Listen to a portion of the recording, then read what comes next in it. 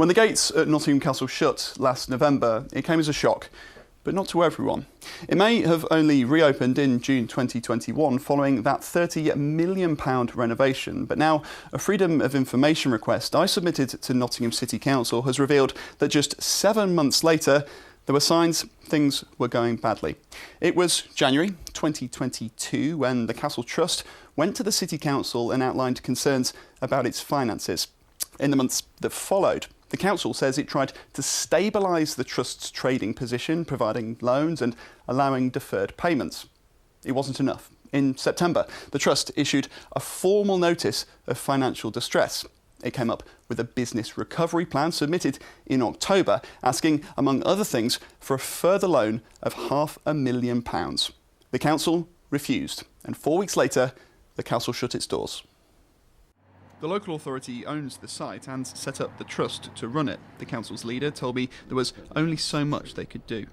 The way that the castle funding came initially was dependent on there being an independent charitable trust to run it. We had one member on that board, but we weren't running the venue, and therefore the decisions were in the hand of the trust. So you couldn't intervene with running it, but you were still providing them with money. That's taxpayer money to an organisation that you knew was struggling. We were being supportive, being flexible, but at the end there was a choice that we had to make. Whether we put more money into something that was clearly not going to work with the current model, or whether actually we said, no, I'm afraid we can't without the assurances that we're seeking, and you can't give those to us. Castle bosses had hoped for 300,000 visitors per year. Well, we can now reveal projections from the Trust indicate just 205,000 in the 15 months between the Castle's reopening and September last year, although the Council says it can't verify this figure. But I've also obtained confirmed figures for the 5 years prior to renovation. They show the Castle was averaging more than 204,000 visitors each year before the work had even started. We'll start this special programme with a report from Hugh Casswell, who's been gauging reaction. This is a constituency that's as blue as they come. The Conservatives have held Rutland and Melton ever since the seat was created. The area's current MP, Alicia Kearns, was one of the first Tories in our region to say Boris Johnson should quit, but she's been joined over the last day or so by many, many more of her East Midlands colleagues. How's the East Midlands played a part in Boris Johnson's downfall?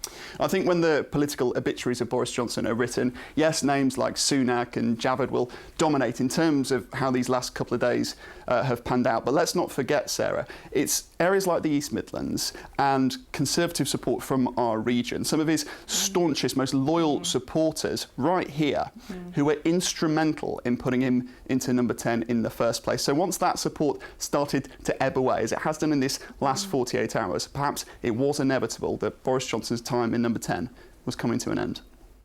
There are more than 1,800 documents relating to the new development on the Rushcliffe Borough Council website. Turning it all into a new stand isn't easy.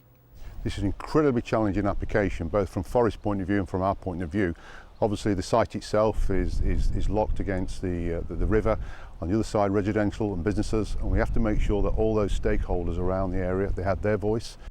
Now it's made even more complicated by the club's plans to also build an apartment block, this one here that you can see in this artist's impression. The idea being that the sale of the flats will offset some of the costs of the new stand. But that's meant a lot of wrangling with the local councils about how much the club should pay towards things like school places and doctors for the people that live in them, as any house developer would usually have to. It's heartbreaking for me, my staff, you know, they're just, what can we do?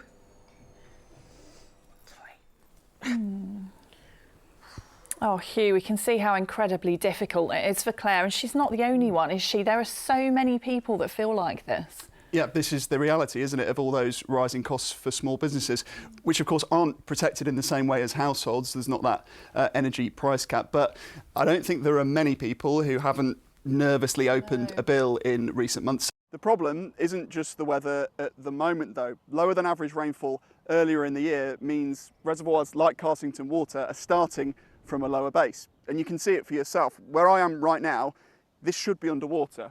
This to my right should be an island, and the water level should be up near this tree line.